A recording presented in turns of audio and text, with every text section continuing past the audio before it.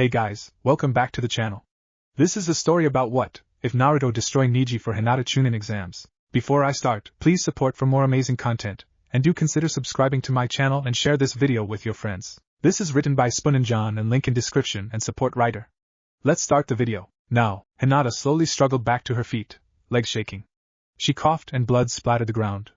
Her eyes, though, when they met Neji's, were suddenly cold and proud. Her lips curled back, baring teeth. I know you think I'm weak, Neji, she hissed in the silent stadium. I've tried to love you as an older brother, because your father was my uncle. But I have to confess, I hate you with all my soul. I want to watch you suffer for all the years you've abused me. Her hands formed the seal in front of her, and Neji fell to his knees screaming, blood beginning to pour from his eyes. She walked forwards, stopping in front of him and letting the pain end. I could kill you with that seal, cousin, she snarled. It would be the easiest thing in the world, and it would be so satisfying to kill you with the seal you hate more than anything else. But I won't. She paused. Look at me when I talk to you, Branch House. Her hand gripped his hair and wrenched his head back. First, I want to take away the one thing you have any pride in. Her other hand rose, index and middle fingers curled into claws and snapped down, spearing his eyes. Ocular fluid spurted around her nails as she pushed further in. What are you worth now, Branch House? She spat on his forehead. Her fingers slipped from his eyes and she rested her palm almost gently on his face. I want you to buy my hand, Neji. The one you thought weak. Now. There was a sudden boom and the back of Neji's head exploded, showering the ground behind him with brains and gore. Hinata spat more blood on his corpse and turned to the proctor. Do I win? There was complete silence for almost a minute before Hate nodded his head. Winner, he managed around his own gaping mouth. Hyuga Hinata. And no applause either, she noticed, as she walked calmly up the wall to the area overlooking the field. The rest of her yearmates were backing away from her, leaving open space between them, her late relative's teammates. On the other hand, Hinata turned to let them see her watching them. The one with buns in her hair was staring in a certain horror that was gratifying. Knocking Neji down from his pedestal had been worth it. The other one, though. Why you? I will avenge my fallen teammate. Hinata's smile was almost warm except that it didn't reach her eyes. Her head cocked to one side. Please don't try. I don't think you're worth the time it would take to end you. You'd be, she chuckled, fated to lose. Her actions had further consequences than just the death of her cousin. The tone had been set for the other competitors. As ninja, lethal moves were always technically in the offing. But she had set the bar and made it okay to kill an opponent. It became a matter of the nature of the winner for the most part. Those who were inclined to murder did so. Sasuke's opponent D on the floor, lungs torn open by his own ribs from the final kick of the lion barrage. Kankuro gutted his opponent, and spent the next 2 matches working to get flesh out of the joints of his puppet. Shikamaru, on the other hand, merely knocked out the bellgirl he faced, not being one favoring killing at 12. Shino indirectly killed his opponent, choosing to disable him in such a way that his arms exploded at the shoulder. He bled out before medical attention could have been managed. Dosa would likely have killed Choji, but by the time he could try, Choji was clearly incapacitated and the match ended there. Then came Temari's match against Tenten. There was never really a question. For all her training, Tenten was nowhere near the caliber of her opponent. Temari took her time, defeating everything that Tenten could literally throw at her before opening her fan and launching the girl into the air to get slashed with razors of wind. Blood sprayed the watchers as Tenten's screams slowly dissipated. Then the wind stopped and Tenten began to plummet to the ground. Just before she was going to land, Temari's fan slammed shut and lashed out, smashing into the girl's back and pitching her away. Even as the fan moved, Madogai was leaping from the stands to catch his student before she could hit the wall at high speed. What he caught was a sack of mangled flesh and shattered bone. Tenten had been almost dead when the fall began, but Temari's last strike had shattered every bone in Tenten's torso and turned the organs there to mush. The jonin scream of loss filled the arena as Temari smiled broadly. She wasn't cut out for this life. It was only Kakashi's quick action that kept Guy from putting a fist through the blonde's head. As it was, the fist stopped less than an inch from Temari's nose. The masked man held his friend as a brother, leading him away quietly. Temari's legs collapsed out from under her, as the killing intent suddenly hit her. Kankuro had to go down and collect her, since she continued to stare ahead in terror. Hinata watched with an amused smile on her face as Kiba tried to kill Naruto, and instead got knocked out by a fart. It was so very Naruto to win like that. Well, technically it was the dozen clones pounding on the stunned Inuzuka that knocked the boy out, with pretty severe damage, before someone managed to be heard over the 12, screaming Naruto to alert him to the fact that Kiba was unconscious and he'd won. At that point, he walked away, leaving the boy to bleed until the medics collected him. There was some more vindictive pleasure in watching Sakura get beaten to a pulp by Ino. It wasn't that she particularly liked the Yamanaka, or even that she really hated Hiruno. But she disliked the pink-haired girl because she was the worst kind of idiot. She had someone eager to care for her to the best of his abilities, and instead she chased an idiot who reminded her of how much worse her cousin could have been. She couldn't fathom why someone would want to spend time, let alone her whole life, with someone like that. Instead, she got to enjoy seeing the blonde stomp her former friend into the floor. Lee fought Gaara with the energy of a demon. There was the fury at the boy's sister fueling his rage, but also his own sense of loss of two people who were the closest things he had to friends. Even Neji gave him the time of day long enough to dismiss him. Guy's broken scream haunted him as he forced gate after gate to open so he could vent his anger. He didn't really care about winning, he just wanted to feel the redhead's bones crack under his fists, and see blood spray from someone close to a hated enemy. His muscles were tearing themselves apart, tendons stretching past their limits as he entered the reverse lotus. And then he knew despair as he saw the thing he'd been fighting rise from a cushion of sand and lash out a hand. The sand wrapped around his left arm and leg and tore them off. This time, it was Kakashi who entered the arena. He grabbed Lee and took off, rushing the last of his friend's students to the medics to see if he could save the boy's life, even if his career was over. He'd had Guy sedated and so would make sure he could help in his friend's place. Sarutobi stood to look over the remaining competitors. Casualties were expected during the second trial and this was technically part of it. Nevertheless, there had been a distinct lack of mercy on the part of those shinobi who had killed. The ones from Sand were less shocking, they were children of the village leader in a desert. The very environment bred hard people who rarely hesitated to use lethal force. But several of his own genin had been similarly quick to kill. The Uchiha would need to be watched carefully. He didn't like the report that his once prized student had marked the boy, that could only bode ill. He supposed he was unsurprised that the Abderrahim had killed, especially since the boy had not planned it so much as not been worried by it. It was the nature of the Abderrahim to treat individual lives as only mildly valuable, considering their hive. What was truly concerning him was Hyuga Hinata. According to every report he had, she was the shyest, most retiring person in Konoha. She was routinely beaten by her younger sister, as well as basically everyone else she faced in combat. The fact that she had casually killed using a method he'd not seen a Hyuga wield for more than a decade was worrying. As far as he knew, and thanks to the ANBU, he knew quite far indeed, the Hyuga had forbidden that style of combat, and pretended it didn't exist. Either she'd found instructions that they had supposedly destroyed, or the sweetest girl in the graduating class had come up with one of the most lethal forms of gentle fists without help.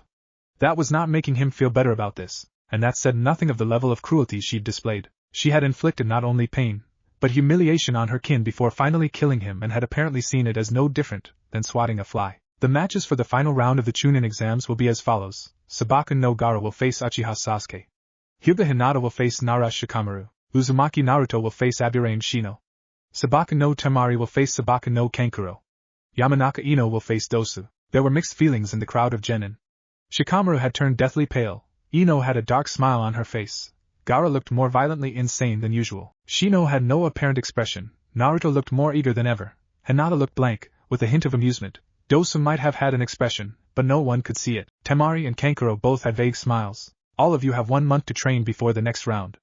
It will be held in a proper stadium, and in front of both Konoha citizens and dignitaries from many foreign lands. As participants, it is your duty to your village to not only impress those judges who will be deciding on how to award chunin status, but to convince those visiting that your homes are worthy of hiring. Many contracts are brokered as a result of a showing at the chunin exams. Keep that in mind. Dismissed. Hinata ducked out of the tower silently, wanting to avoid her teammates until they had a chance to process things a little. It would be best that they came to terms with her actions before they could confront her, lest she be required to deal with their complaints. She had no regrets other than the fact that a boy who could have been a brother to her had instead deserved the humiliation she'd given him, and she only wished it could have been during the finals. A dark sneer twisted her lips as she considered. It would have been pleasing to kill him in front of her father's eyes, to show him just what his prodigy was worth. As it was, she had several hours of peace at home before things got out of hand. Instead of entering through the main gates, she'd used the techniques she was not supposed to know to slip inside and enter her rooms. That alone bought her an extra hour because she had to drop the field around herself so they could find her. She wanted to get it over with before she slept. Hayashi opened her door without knocking. "Daughter." He spoke with all the formal pomposity of his nature. She looked up from where she was meditating on her bed. Her reply was equally formal in tone, if not content. "Sperm donor." He flushed. "I understand you have done well so far during the exams." When she merely inclined her head, he went on. "Since you have advanced to the finals, I shall train you to prepare." "No." "What? You will not be training me for the next month." Her voice was calm and even, while her father's face grew redder. "You have belittled me for years, told me I lack worth and held up a member of the branch house as being everything I should aspire to. The fact that I have demonstrated skill does not mean that I will suddenly accept you. It is clear you do not care for me. Since I achieved everything I can do on my own, I shall continue to train myself. You can busy yourself with my little sister. Perhaps she will still be worthy as heiress. What do the elders think though?" Hayashi glared at his child. "You will be trained by me. You can repeat yourself all you like. I will not be trained by you. I need no help from you. Weakling." She looked him in the eye. "You could not save your own brother, what strength can you provide me with? You couldn't even save his son. She smiled.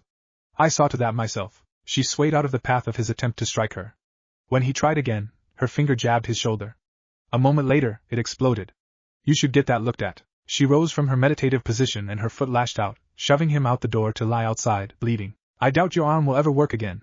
I shredded the nerves and destroyed your joint, but you might not if you get help soon. She sat back down and closed her eyes, opening herself to the world seen through the all-seeing eye. The forest had been instructive, even if she'd had the devil of a time getting away from her team long enough to find the one she wanted to speak to. That Kusa-genin had known something so very interesting.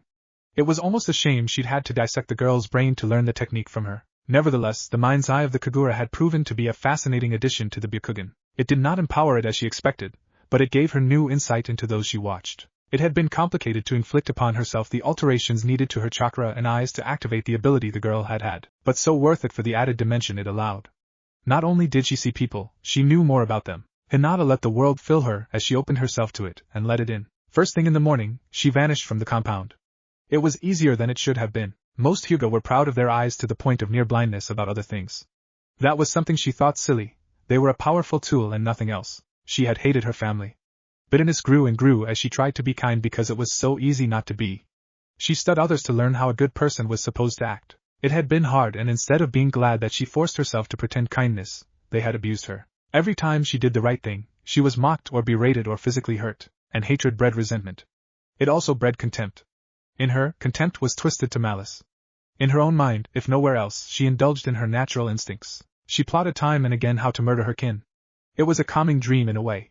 Each time she planned it out and didn't do it, it was a sign she was winning against herself. But part of her planning had resulted in the conception of a technique that would have been forbidden if anyone knew it existed.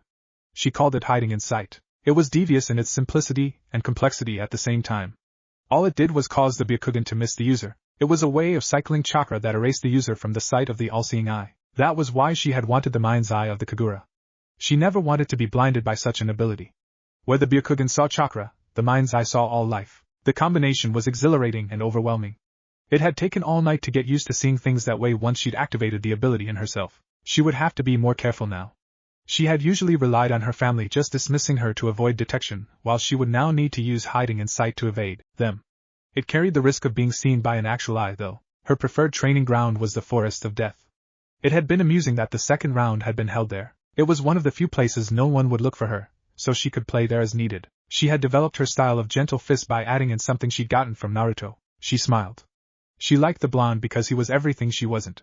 He was just a good person, and seeing him now, out in the village with the mind's eye of the Kagura, it made her feel a little warm knowing that he was there. She could see the goodness in him in the way he cast a glow on everything that made things brighter. What she'd gotten from him had been overhearing him describing the tree walking exercise. She had decided to apply his problems of overloading chakra to her attacks. Using the superior control she had and the abilities of the Byakugan, she could target precisely where she wanted with her attacks and cause not only the damage of her family's style, but brutal, debilitating blows as well. It had been so fun to finally get to try it on a human being.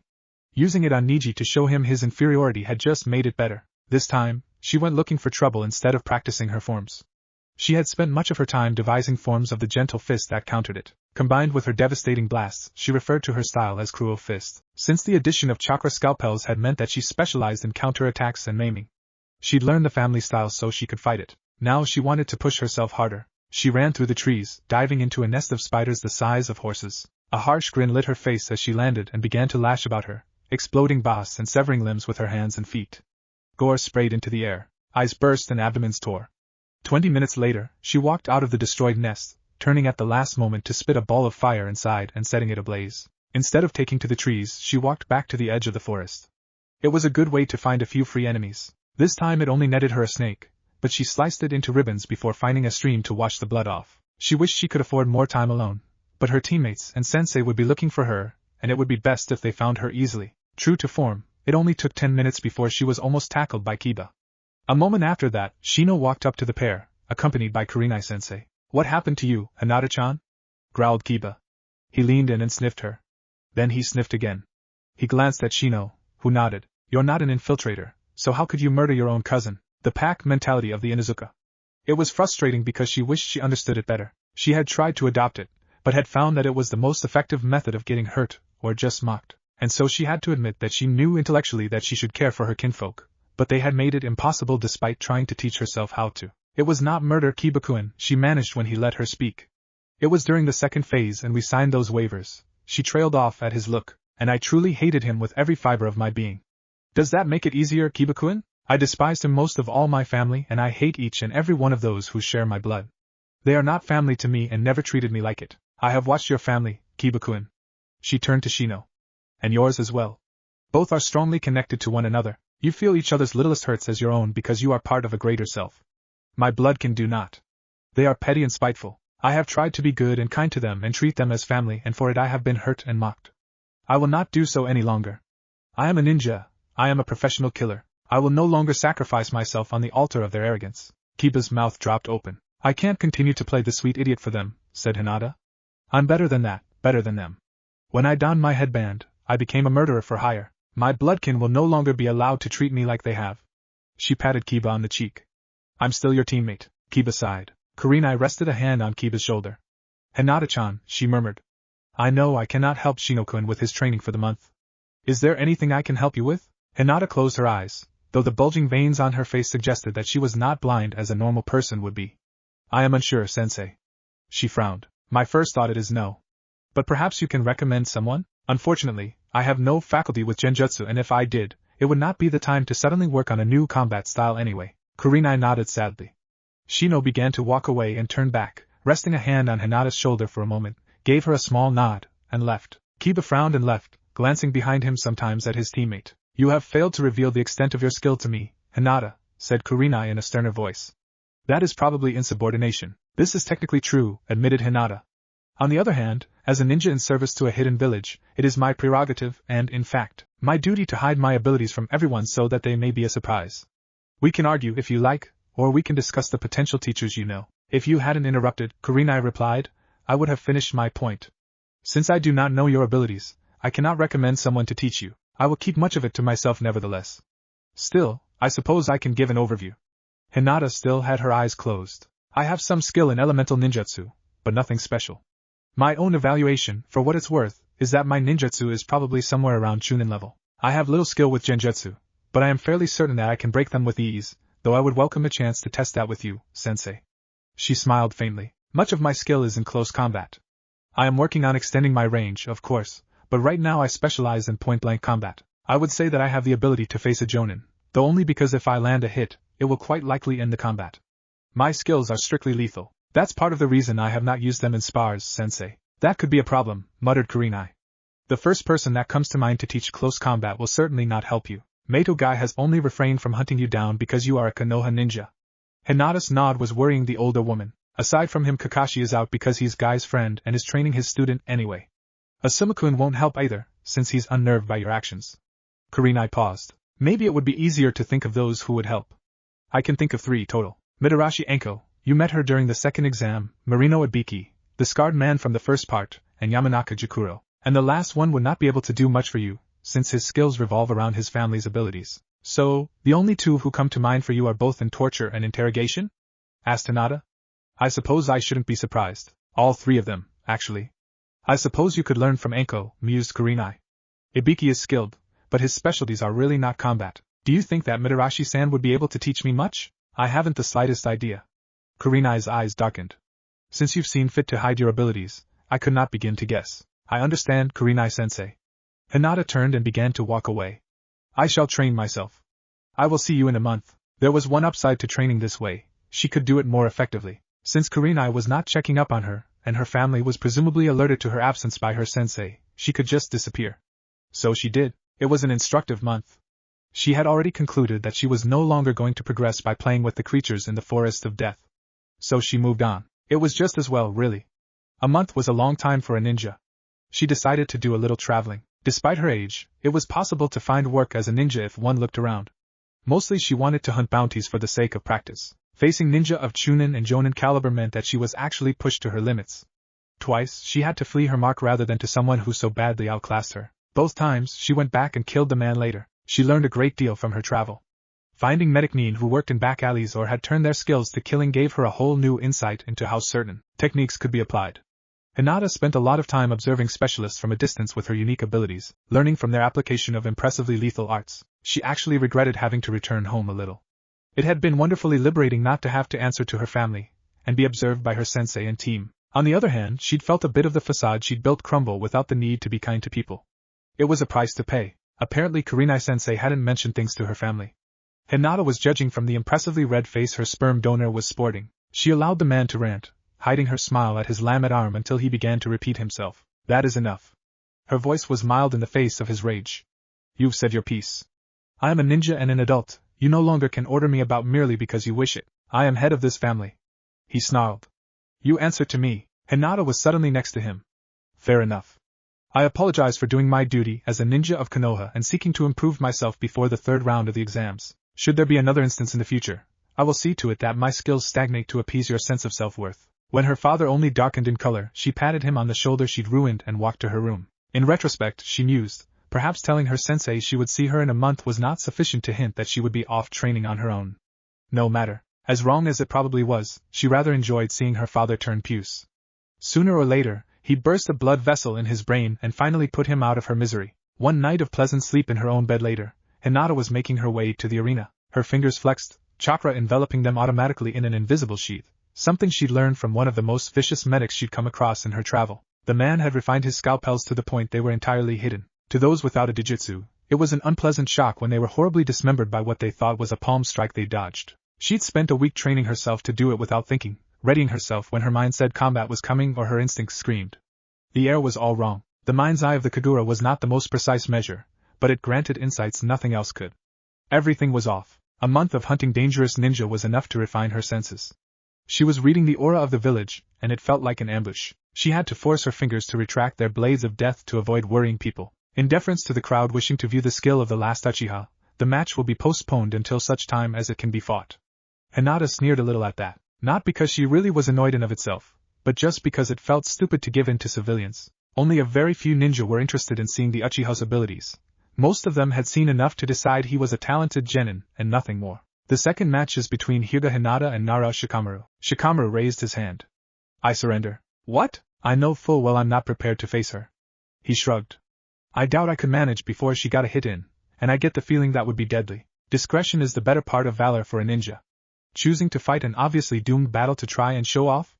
That's not good thinking. To Shikamaru's horror, he saw not only acceptance, but actual agreement in some of the nods he was getting. Hinata shrugged. It was all the same to her. She wasn't eager to fight someone she had nothing against just for the sake of killing. She was amused watching her teammate against Naruto. Both of them were skilled in their own way. Naruto had definitely improved while she was away, but Shino was the abler ninja by far. On the other hand, Shino was fighting a losing battle. Hinata could see that he was simply unable to drain the blonde and his hive was getting lethargic as it gorged itself. It was inevitable. Eventually Shino surrendered when most of his hive lay on the arena floor, not dead, but dozing as it slept off the bloating of chakra. It took help from his father to coax them awake and off the field for the next match. I surrender. Sabaku no Kankuro didn't even let them get to his name before speaking. He offered no explanation for his actions and several observers shrugged. If he wanted to tank his performance, and his sisters at the same time, that was his business. Yamanaka Ino and Dosu. Ino hopped down into the arena. Dosu? There were mutters in the crowd. Dosu? Ino looked around, frowning. Dosu is disqualified. There was more muttering, which means we are waiting for the first round combatants. The mutters turned to grumbles. Hinata saw Sarutobi start to grind his teeth. After only a few minutes, Ino wandered back into the waiting area. Sarutobi rose. Uchiha Sasuke is disqualified. There were boos. If nothing else, he is clearly unfit to be a chunin. He studiously ignored the fact that one of his former ANBU captains was so regularly tardy that it became a running gag that the only reason he remained among the living was being late to his own death. As such, we will proceed. He ignored the Kazakage as well. Hyuga Hinata and Sabaku no Gaara, report to the arena. The redhead disappeared in a swirl of sand and emerged below, his eyes filled with manic rage at being denied a kill. Compared to that, Hinata's sedate pace as she walked down to the arena was even more remarkable. She stood opposite him. Her left leg extended in front of her straight, her right leg bent behind her, coiled and tense. Her torso leaned down, similar to the style of her clan, but her hands came up, palms pointed outwards, fingers loose and relaxed. Her eyes had a slight lavender glow to the pale blankness. You are a cesspit, she murmured. Nothing but cruelty and malice. You are the mixture of weapon and wielder, and you've killed so often that it's lost meaning to you. Her mouth twitched into a smirk for a moment. You don't exist, you just haven't realized it yet. Sand exploded around her. The proctor hadn't called the start of the match, but things had clearly begun. She blurred and vanished moments before the spot she had occupied was filled with crisscrossing blades of sand. Instead, Hinata was standing on the wall and then gone again, just ahead of the wave of silica death. Just a lost little child, crying out for your mommy, purred a voice in Gaara's ear. His sand lashed out, reacting to the threat, only to see her afterimage fade away. There was a soft laughter. Pathetic little creature. The spectators blanched as killing intent flooded the arena. The sobbing of a deluded beast. To exist, one must think. You are no more thinking than a beast of the field or a rabid dog. The sand spun, shredding the entire area. I'll kill you! Snarled the boy in the middle of it all. His hand clutched his forehead, drawing blood with his nails as he looked for the source of his anger. I'll show you! Killing you will prove I'm real. The laughter came again, almost childlike. You're a sad, empty thing. Does it count as killing if the thing killed isn't alive? Gaara's eyes widened as the girl was beside him. Her hand slammed into his sand wall. His relief was short-lived, though. Her hand began to grind through, the sand parting like flesh before a blade. Then it hit his chest. Even with the sand armor, he felt rents in his chest tear open and blood sprayed. Blood! He stared down at the 5 gashes in his flesh. The sand began to rush towards him as Hinata leapt back. Feathers filled the air. Hinata broke the genjutsu without thinking about it. Then she realized what she'd done. Then she felt the chakra building up nearby. That was considerably more worrying than the weak redhead with the sleep problems and the killing obsession. Then behind her was another bastion of chakra and rage. Her Byakugan picked up Madogai, and she decided to make her exit as he sped towards them. It appeared that there were plenty of other problems to deal with. Her eyes spotted dozens of combats between allied ninja and either sand or sound. There was the combat going on between the Kazekage and Sarutobi. Plenty of A and BU surrounded the purple barrier, so that was covered. There were a few giant snakes, but the giant toad with the huge sword looked like it was handling that. Still, lots of enemy ninja. She jumped into the stands, her feet silent as she slipped up behind the puppeteer. Her hand smacked his head and then scythed down his back. He'd been harrying more skilled enemies with his toys until she struck. His skull turned into shredded pulp and her blades made a ruin of his spine and torso. Hinata moved from enemy to enemy, her hands gently stroking their boss and leaving horribly maimed corpses in her wake. Sometimes her victim's body exploded as she channeled her chakra into their remains. It was useful, though, to have so many enemies. It gave her the chance to practice and try new things. Instead of striking with her hands, she began to work on projecting her chakra a few inches out, allowing her to burst a foe from a short distance. She had seen the vacuum palm of her family and was working to invert it. Many times, she had to lash out with her foot, a blade of chakra cleaving the target in half, when her attempt to create a ranged strike failed. She didn't bother keeping track of those that under her hands and feet. Blood soaked her hair, slicked her face, weighed her clothes. She was a walking avatar of gore. Sometimes she succeeded and someone a distance away would see her launch a palm strike at the air and then found himself exploding. More often, she would just ghost behind a foe and then he was dead. There was no pride in her work. This wasn't her pushing herself.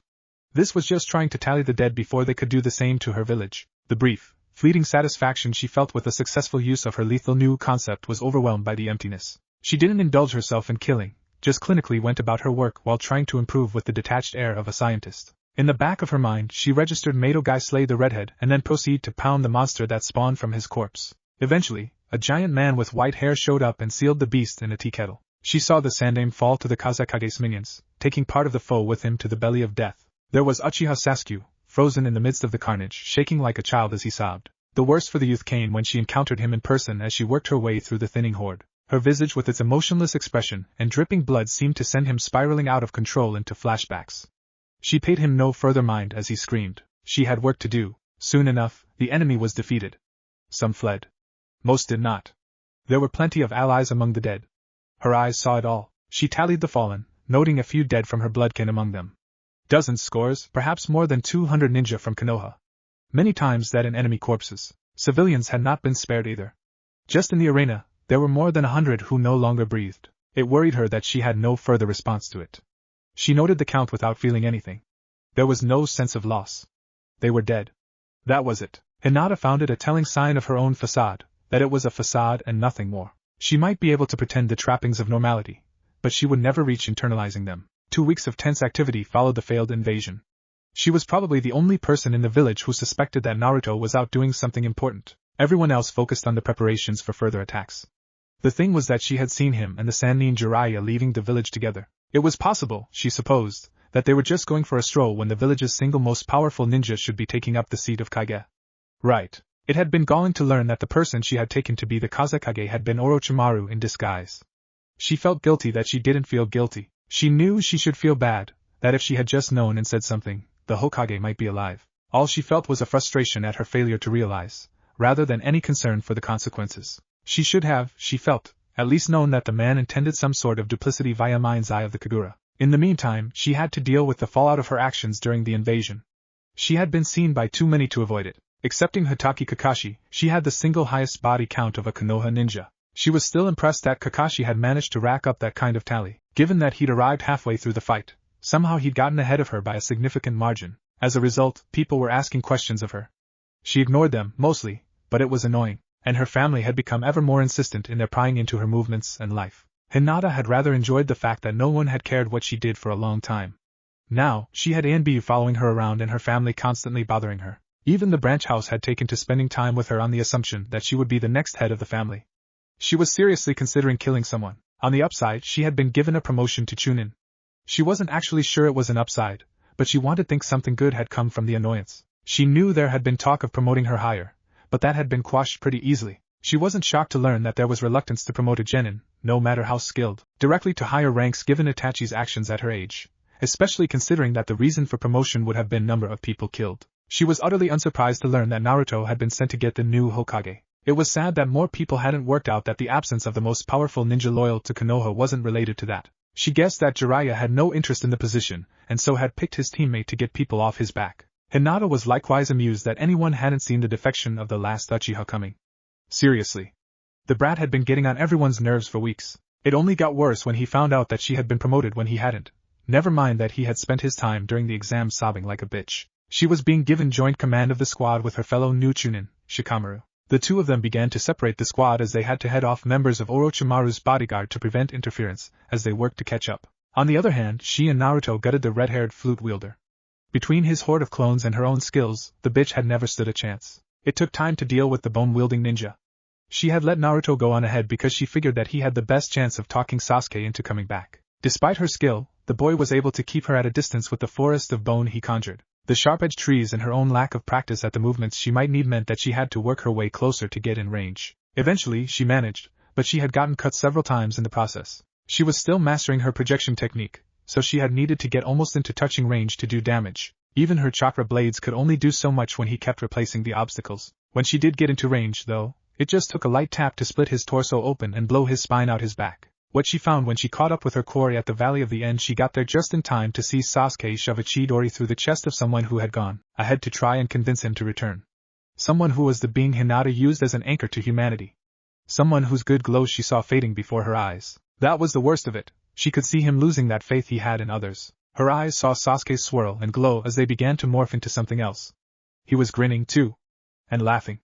Well, she would see about that. She savored the horror in his eyes when she ghost-stepped in front of him. Suddenly there faster than he'd been able to track with his legendary eyes. He could see her actions, but she moved too fast for him to respond. Her hands slammed into his shoulders and hips, dropping him to the floor in a heap as his limbs failed to respond. "Don't worry," she purred as she sat down on his chest. "I'm not going to kill you yet." She patted his cheek, streaked with blood from both himself and Naruto. "I'm going to take those eyes from you and you can't stop me."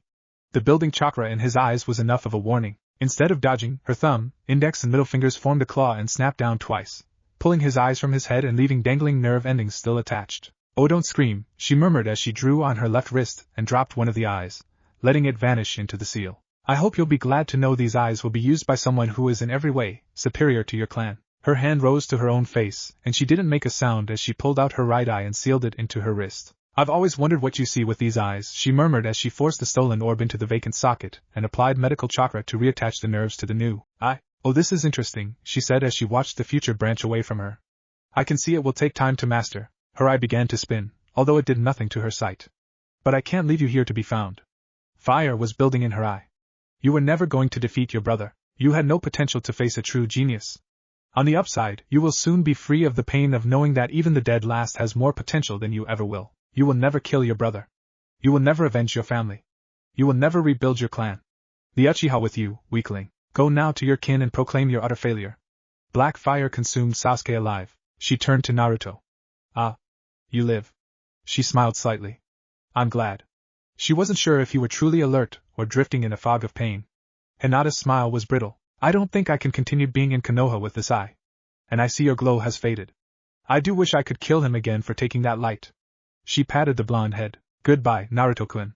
She detected Kakashi coming towards them. Give my regards to your sensei. Hinata passed the injured and dying from the battles between the Sound Four and her team. Choji lay bleeding beside the orange monster. Kidamaru had managed to cut Shikamaru badly before the Shadow Wielder had managed to kill him.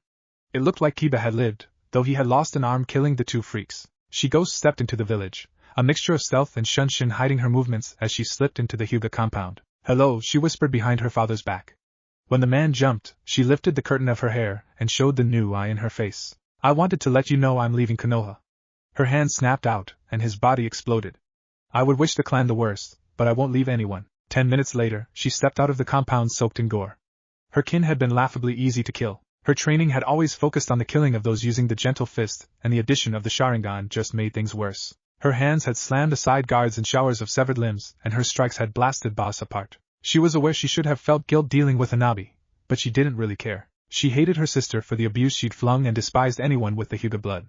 She was coated in it, of course, but none of her kin lived. All that remained were headless, dismembered corpses. The alarm had yet to be raised, given that no one had screamed to alert people. Hinata decided to take a side journey and see if there were anything interesting in the Uchiha compound. She brought a sheaf of explosive tags to make sure nothing remained after her visit. There was little to find in the ruins of the home that had once housed the vaunted Uchiha clan. She had never really paid any attention to what she saw in this place, and now that she looked at it, she saw only decay. It had been left as it had been 4 years before. Buildings still bore the marks of combat, telling a grim story of a short, one-sided battle fought in desperation against an unbeatable foe. Splashes of discolored paint marked where blood had splattered or fire had scorched. Years later the damage was gone, but the signs lingered, filling the district with a grim bleakness. There were scars in the cobbles where a blade had bit through a fallen enemy, and rents torn in building facades were further evidence of the death that had been brought here, wholesale.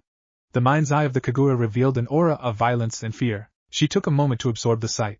The additional insight it offered let her nearly recreate that night as she followed the shifting glows of anger and fear and sadness. She felt another piece of her mask shatter when she observed what had been the last bastion of the Uchiha. The children had been hidden away in the shrine, guarded by every body that could still move. It had not helped. She could see the roiling traumas in the space when fire had consumed the shrine entirely, burning the final members of the Uchiha. It should have done something to her to see the imprints of their faces as the children struggled to find a way out of the burning building. She didn't even feel a sort of amusement that fire had been their doom. She just noted that it had happened and pushed aside the remaining timbers to see what was hidden beneath. It took her several minutes longer than she really felt she had to work out what the giant rock was saying. Most of it was incomprehensible, the mind's eye technique letting her read it but without the required understanding that would have let it make sense. The rest, though she noted the details of killing one's kin for improvements, and wondered if she should have tried that with her own family. It was almost certainly too late now, though.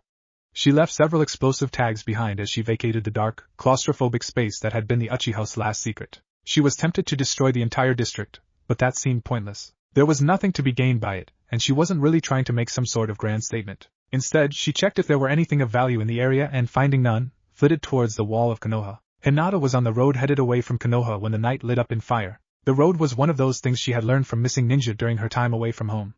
It was the last place people looked. It helped that she was no longer wearing the clothes she had usually worn, exchanging them for a merchantman's shirt and breeches and with her hair tucked under a woven hat of straw. She watched through her Byakugan as search parties began to leave the village, ignoring her entirely as they swept into the forests. She allowed herself a small smile of amused pleasure before turning away and heading into the unknown. She took what would have seemed to be a circuitous route through fire country. As the daughter to the head of the Hyuga, she had nevertheless not been privy to the secrets of the clan. She had kept track of where her hated kin had been assigned to missions and her route was carefully planned, allowing her to intercept the few of her blood who had escaped her purge on their hurried returns. They were no doubt responding to the sudden summons from the Hokage following her labors in the compound, and they were too busy trying to make good speed with their teams to pay enough attention to their surroundings. Team after team fell to blows from within the forest, death striking them from her palms, herself hidden from the Byakugan by instinct and nature. It was not satisfying work, excepting the satisfaction of completing a task she had set for herself. There was no artistry to her executions, she had no interest in experimenting on them and risking the failure of an untried technique.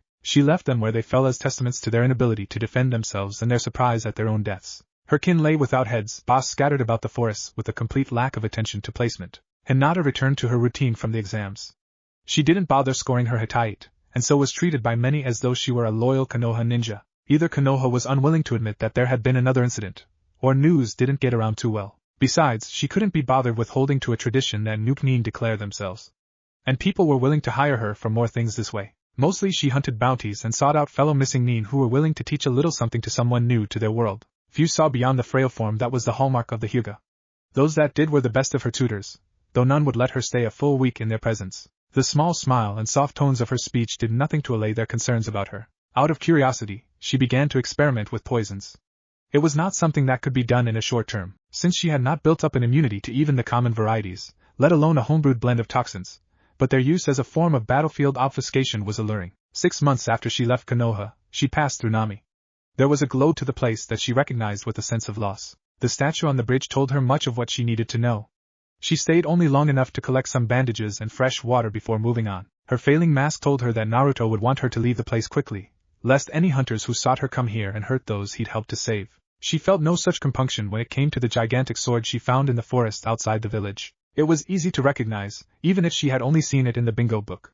That confirmed the stories that had circulated around Konoha. She had no use for the thing, but saw no reason to leave it lying around where someone else might come along and take it. Instead, she sealed it into a quickly worked array on her wrist beside her spare Sharingan eye. On her way out of the area, she made sure to stop off at the bandit camp she had seen. As a ninja, she preferred to kill for money or purpose, but she made an exception this time.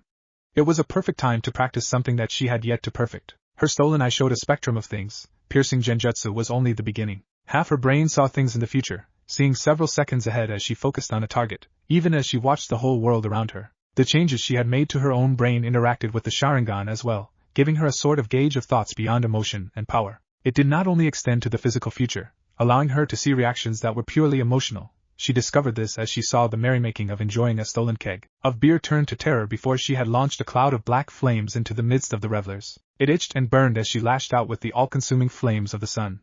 Blood ran down her face as pain seared into her. She had begun by encircling the camp with a wall of fire, watching from a treetop and casting blazing death into those inside, slaughtering them in fear and flame as they burned alive, killed by an assailant they could not see. She found herself wondering if they were an isolated phenomenon. She had no place she intended to go, so she walked the shore of the river until it became part of the ocean and began to follow that. Hinata had been thinking that she might find a group of pirates as she entered Mizu. If she had, she would have dealt with them because she suspected Naruto would want Nami to be safe. She didn't find them, although she came across the occasional bounty that she was able to kill, saving the heads until she was next able to visit an office to turn them in. Instead of pirates, she came across an oddity. There was a shore cave, the entrance hidden behind layers of genjutsu that blocked the Byakugan. To her mind's eye of the Kagura, it was a gleaming beacon that she decided to investigate, especially because she spotted the telltale glow of a Byakugan within the tunnels beyond. Also within was a large, powerful aura with the twisting that told of a bloodline gone wild to her eye. The sentries were pathetic, not even noticing her as she walked by, her clothes blending with the scrub that passed for flora with ease. There were things that apparently were not taught widely outside of her home village. She had learned the technique from a Nuke-nin, but there was precious little that had been done to secure this place against it. Either they did not know or they had no way to stop it. Hinata had found a good spot on the ground and sank down into the soil. It was not a skill she used frequently, but it had served her well when she faced a target who was too dangerous to approach sufficiently to be within her killing range. As that reach extended, she had found it less useful, but things like this paid off when they were needed. Perhaps it was the lack of Byakugan outside Konoha. Without her sight, she would have been unable to use this as a method of travel, leaving it as only a circumstantially passable option. For her, it was a way to enter the complex at her will. Without thinking about it, she had begun to hide in sight. Her reaction to her kin had always been subtle hostility, and the sight of their eye had been enough to trigger instinctive reaction. She watched silently in the dirt until the three in the small cave turned away before her hand slipped out and jabbed forward slightly. Even as she glided upwards, she watched his head explode in a shower of gore, spraying the other two. She was visiting Spring Country when she was approached by a pair of strangers. Spring had been a diversion that had become mildly amusing. The discovery that Naruto had left his mark here as well had somehow not been shocking, but the devotion shown to him by the ruler was a bit surprising. To anyone else, it might have seemed disturbing, but Hinata had seen Naruto's self, and if she could use it to guide herself, then someone who wasn't broken could easily become enthralled. She had planned to move on quickly, to once again avoid drawing attention to people Naruto had aided, but found herself lingering. Partly this was because it was pleasantly warm after her months in the constantly raining, always chilly lands around Kirigakure. It helped that she was able to focus here. Seeing the changes Naruto had wrought was useful to her, letting her shore up her false self. Hinata knew she was never going to fix the shatterings that had happened to her mask, but she was able to repair some of the breaks with some time in this peaceful place. To keep herself amused, she kept the place peaceful. There had been a delegation from IWA that had clearly been planning to pressure the ruler of the land, and Hinata had disappeared the entire group from their rooms. It had set off a search for them that had uncovered their plans even as it failed to deal with the question of how they had escaped notice. So it was with mild surprise that 2 men in black cloaks came up to her directly. She had been watching them since they entered the village, noting their power and the stains of death on their auras. They had not made any hostile movements, which is why she had not removed them already, but she had been considering it when their searching had brought them towards her. One of them was pale under his blackened and tattered nanglo. He had golden hair and one eye had been replaced with a prosthetic that she couldn't understand the purpose of. The hands with mouths on them matched easily to the bingo book, but the mouth on his stomach, sewn shut and twitching, did not. The mad bomber had a few secrets left to him. That was nothing compared to his companion. People who saw the shell he wore were clearly disturbed, but within was a freakish construct. There was so little left of him that she was surprised it was able to move. The strings of chakra that moved both his body and the armor thing around it explained much, but there was still something unnatural about it. Hello, she greeted politely from her seat in the outdoor section of the cafe. Her slowly repaired external self meant that her voice was mild and sweet, the same soft tones that she had normally used in Konoha, if hinting at an edge just below their kindness.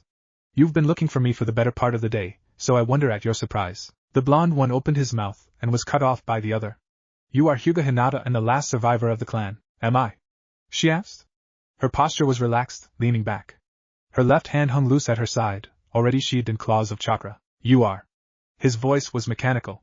Most would no doubt have thought that was a sign of his lack of emotion, but she was aware that it was because he was making the sounds through puppetry, his own form lacking the apparatus required to vocalize anything, let alone speech. And who are you? I am Akasuna no Sasori. You are a valuable bounty then. As is your comrade from IWA, I am here to offer you a job. Hinata's head cocked to the side. Go on. I represent an organization of powerful missing-nin. We wish to recruit you. There is good pay and the safety of numbers. So few people hunt me, commented Hinata. Why would that tempt me? Perhaps the pay, then? That is of interest, I suppose. Hinata sighed. She had no particular plans anyway. I will come with you, then. Until I get bored or find something else to do with my time. I did not leave Konoha so that I could become someone else's bondwoman. This is understood. We will hold no ill will towards you at your departure if you do nothing to harm us. He watched as Hinata rose with a liquid grace and gave him a faint smile that was somehow warm and terrifying. You are ready? Let us be on our way. I was not aware that Uchiha Itachi was a member of your organization, Hinata said absently around the time they entered AIM proper. Someone has been most lax in the maintenance of the bingo book. She gave a tiny knot smile. So many valuable bounties here. I trust you won't hunt your comrades? Prompted Sasori. He was all too aware that the actions both he and Deidara were taking to prepare themselves in the case of an attack by their new recruit were impossible to hide. He didn't even bother to conceal his fingers going for the scroll with his preferred puppets. He knew precious little of her abilities, but what he knew suggested that it was best to strike lethally and at a level not reconciled with her age. I do not think I would. Hinata's reply was absently courteous. Not without provocation, at the least. Sasori suspected that her fingers were encased with shredding chakra already, but didn't care to test the strength of his puppets against that edge. I think we understand each other. Hinata didn't turn her head to follow Uchiha Itachi as he stared at her. His shock was concealed behind the Uchiha facade of uncaring, but to someone with her eyes, he might as well have shouted his emotions. That might have been better, since she couldn't read sound the way she could read him. All through Sasori's introduction, the man, barely out of boyhood and only 5 years her senior, looked on with masked concern. I am Rei Hinata, she said. Her voice was almost devoid of feeling, just polite, courtly even. She ignored the surprise on the faces of Sasori and Itachi. She had no desire to call herself by the name of her bloodkin. The sooner their name be the better. Where are you from? Asked the man who sat at the head of the table. I am from nowhere, she replied. I wear the headband of my birthplace, nothing more. It was to her advantage to be thought an active ninja of Konoha, but not something she cared about beyond the practical. Pain nodded, having known that much from his briefing before he selected her. He was surprised that she was so distant from her roots. Most Nuke-nin went to one of two extremes, being either suffering exiles, or militantly hateful towards their homes. This small, pubescent girl was just indifferent to everything. It was something he had seen during the fight against Hanzo. Someone who just didn't work right. You will do. Tomorrow we shall assign you a partner. Thank you, Leader-sama. Hinata didn't bow, but gave a slight nod which was the ninja equivalent. No ninja bowed to someone unless suicidal. Hinata had barely stepped from the room when she was accosted by Uchiha Itachi. He was slightly pale as he grabbed her arm, something she allowed out of curiosity, and pulled her into a room off the hallway. Why did they send another? He hissed. Is Jiraiya worried about my reports coming more slowly? I tried to warn him that things were picking up. Hinata's face betrayed nothing and, in truth, she felt about as much. She had seen the blood weighing far too heavily on him to believe the stories of his butchery. Now, it seemed, that things would be made clear. He was a butcher, but not an unfeeling one. And he was also an agent of Konoha. Were she to feel loathing towards her home, she might have revealed his deception, As it stood, she didn't care right now. I was not informed of the reasons, she replied. Her stance was as unreadable as her face and voice, devoid of anything other than a slight hint of coiled readiness. Itachi leaned down. What news is there of my brother? He asked. Is he well? Hinata blinked. She had not expected that. No, Itachi paled. Why wasn't I informed? He stared at her, and then his brow furrowed. Where did you get that? Your brother, she replied mildly. Her body swayed, dodging his strike, and her own hand was guided by her Sharingan, avoiding his precognitive dodge and tapping the side of his head. Chakra lanced into his skull and severed his optic nerves from his brain before exploding in a jagged line that shredded his motor centers. It was sad, how easily she confided in the blinded man who lay on the ground like a puppet with cut strings. The great hope of the Uchiha, their last chance to be revived as a clan. She stroked a finger down Itachi's cheek before her hand snapped out and plucked an eye from a socket. He was so afraid of death because he would have to face his family and admit to being nothing more than a weak, sniveling coward. She pulled her own Sharingan from its seat and unsealed the one she had in her wrist. It was placed in Itachi's skull and she gently healed it until it whirled about before yanking it free again. Did I mention that I read your precious shrine? That was where you murdered your kinfolk with flames, wasn't it? They were desperate to save the children, and you cut them down as they screamed. She inserted the orb into her empty eye and watched the universe spin around and settle. Your brother like you, she informed him. Crying, but he sobbing and begging for his big brother to save him. His last words were an apology for weakness, that if he had been stronger, you might not have killed the clan. She smiled faintly as tears ran down one side of Itachi's face. Do not fret so much. You will see him soon so he can view the main body of his sibling. Now, Itachi's head exploded in a fountain of gore, followed a moment later by his entire body. Hinata brushed the bleeding tear from her face and rose, a misused water technique stripping the blood from her skin and clothes and sprayed it on the walls. It was about that moment that Pain and Conan rounded the corner. Ah, good of you to join me, she said mildly.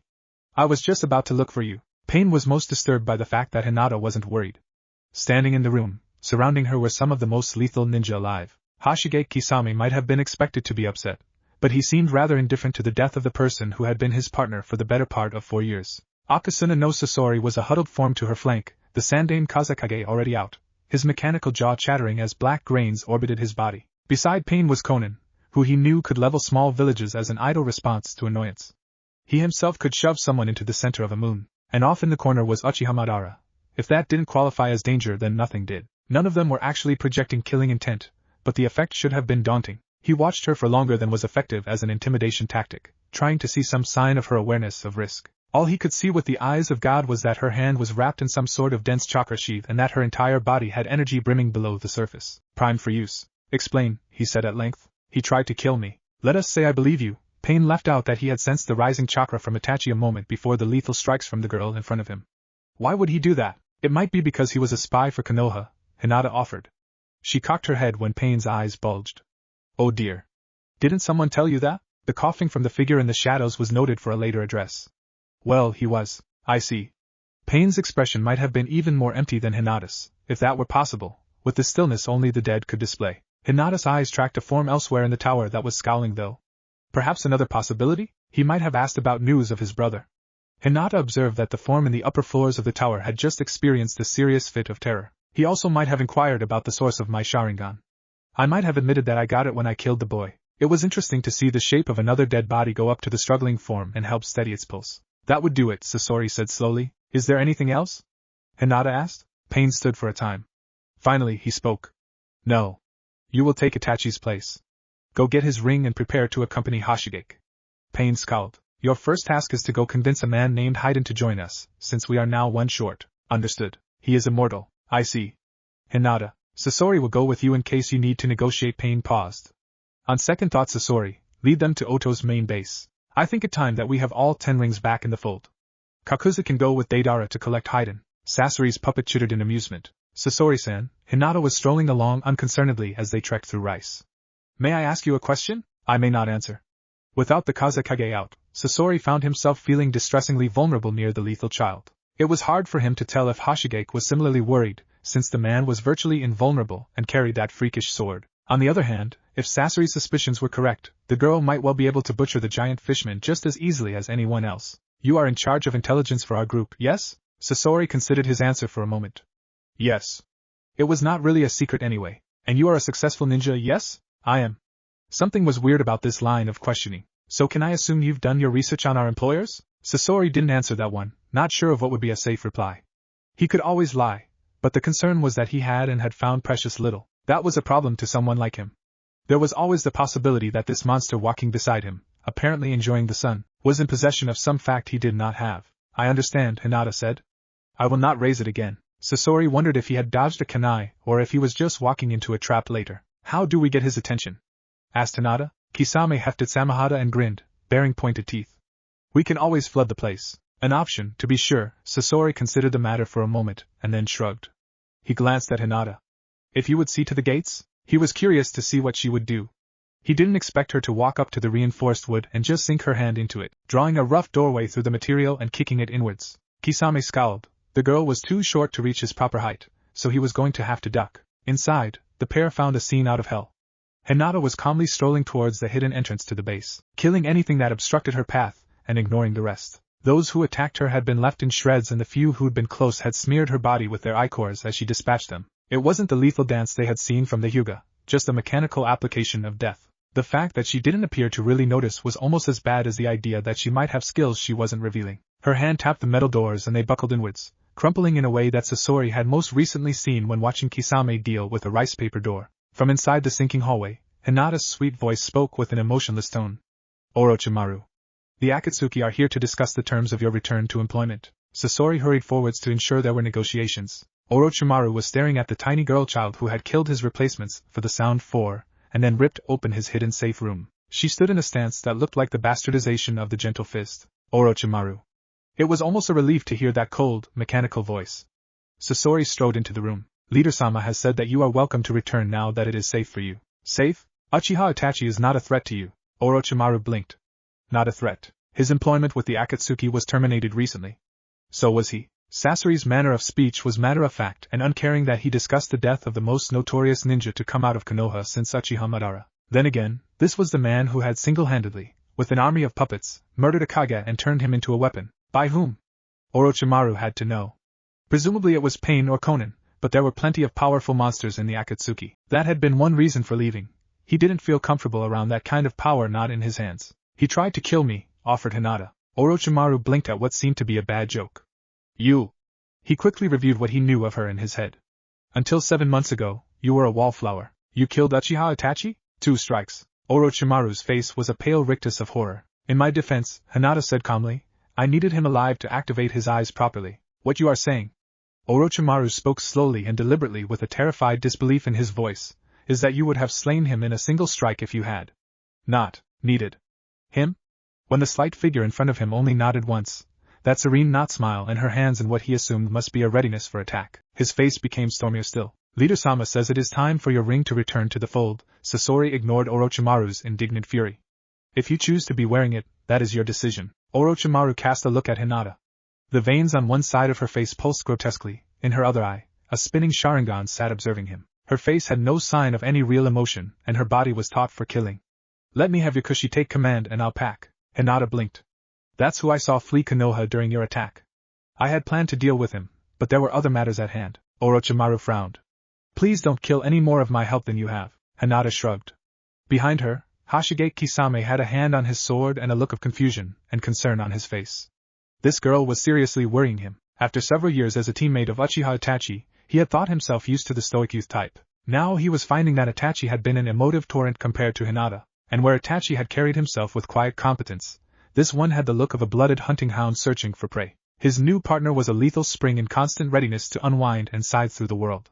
It was unnerving to find himself missing Itachi. Hiden lasted only a day, and that was a generous description of the time. It was not just that he was incapable of not being rude and sexually overt to anything female, but that as someone who was aware of his own immortality, he had never learned to attend the signs of danger that all other successful ninja mastered. Where the rest of the Akatsuki, S-ranked ninja to a man, instantly were on guard around Hinata because there was a scent of blood to her being. Hiden just saw a small girl and decided to harass her. She had ignored a good deal of his words, treating them as background noise not unlike the chatter of her family, with the added benefit that she didn't care what he said. She had seen inside his heart as she had the rest of her new comrades.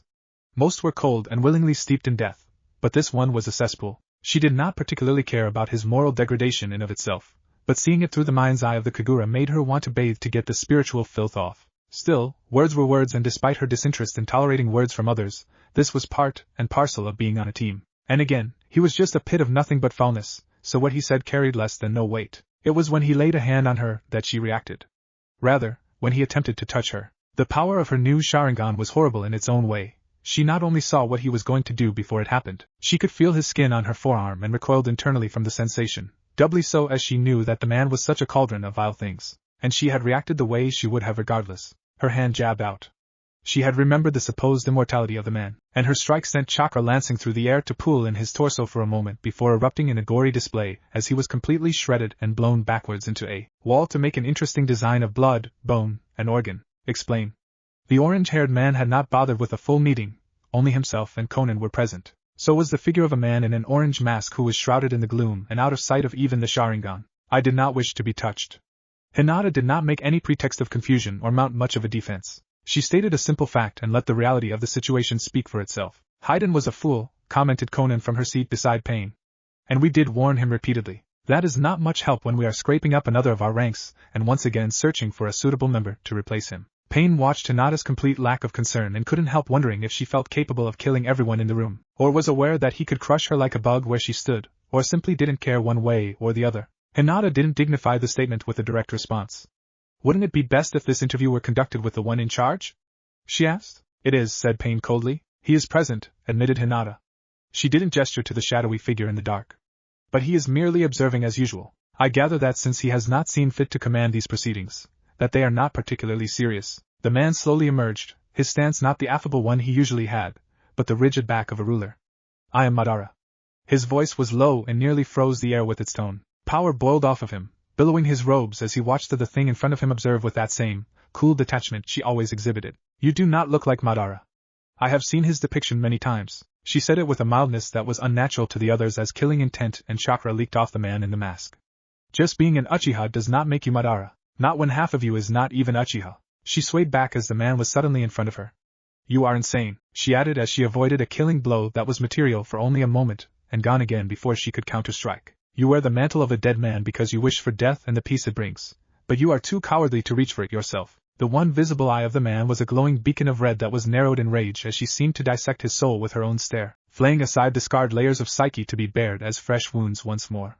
I will kill you. She dodged another attack with the grace of her clan, the easy motion somehow perverted in her use of them. Something about it spoke of blood-drenched walls and the screams of the dying. Did you lose someone important to you? She asked. Was it your fault, perhaps? Her words were punctuated by the dancing movements that let the man in the mask fly past her again and again. It was your fault, she said firmly. You don't fear dying after all. You fear that person on the other side. When you get to the Pure Land, you know there will be no peace for you. Her body contorted as another swing went wild. The man was getting more and more reckless in his desire to see her end. Betrayed too, maybe? Or maybe not. Isn't that what keeps you up? Why I never see you sleep? You wonder if your hatred is meaningless, and the rage coming to you in the next world is doubly righteous. The ground Hinata had occupied exploded violently, and the man glared at the crater. Fuck you! You earned her hatred, came the whisper from the darkness as his head snapped around, searching for the source of the words. You were weak. You weren't betrayed. You were too weak to save her. Her blood is on your hands, not his. A fireball lit the room, throwing Pain and Conan into sharp relief as it strobed out. Two more followed it, blasting great, charred circles into the stone and leaving glowing rock at the point of impact. You were too weak to even go home. All your righteous anger has turned to ashes by now, hasn't it? All that's left is that shield of hatred you used to hide away your fear. You're still weak, aren't you? You can't stop anyone you set out to. Every turn ends in defeat for you. A fan of heat warped the air, making it ripple. You hide in your extra-dimensional bolt hole and cry yourself to sleep, just like you always did. And now you can't even escape into the safety of your dreams. All you have left is madness and your pathetic knowledge that you're just a coward. The man heard a step behind him, tried to enter his warped space and realized his eye had been looking in the wrong place, and his ears had picked up the sound a moment too late, when foreign chakra invaded his form. You don't deserve her forgiveness. Obito's world turned a different red than it had for more than a decade as his life was extinguished in a spurt of fluid, his body dropping to its knees in front of Pain. The shifting shadow that had been dancing through the room came to a stop behind the corpse, and a pair of fingers ripped its eye from its head. I apologize for this altercation, Pain-sama, Hinata said as the shadows gave her up. Her face showed nothing but polite interest. Pain blinked, trying to get his mind to accept that this slip of a girl had just taken the man he'd been following apart without apparent effort. On the other hand, the plan was still intact, and she was probably able to make life difficult for a Jinchuriki if she could kill Madara. And what had that been about the man not being Madara anyway? Something had just gone very wrong with the world. He would definitely not be underestimating his youngest employee. It was best to have her under his watch than out there. He was almost certain he could just kill her now, but that little doubt was what stayed his hand. He didn't need to. Besides, now that Madara was out of the way, he was back in control. Hashigake, take your partner and go collect the 8 tails. As you wish. So you're my new Uchiha? Asked Kisame as they walked down the road. It was creepy that his new partner was even smaller than the old one, and apparently had even more bloodshed to her name. Apparently nothing. He'd seen damage she'd done to a man who had been powerful enough to convince everyone he was Uchiha Madara. I'm already better than him, she replied. Her head tilted back so he could just see her slight smile under the scraps of white cloth hanging from her hat. I managed to kill his brother. Hashigake Kisame had nothing to say to that. He hoped he managed to suppress his shudder at how sweet and polite her voice had been, but he knew he hadn't managed it enough to hide from the Byakugan.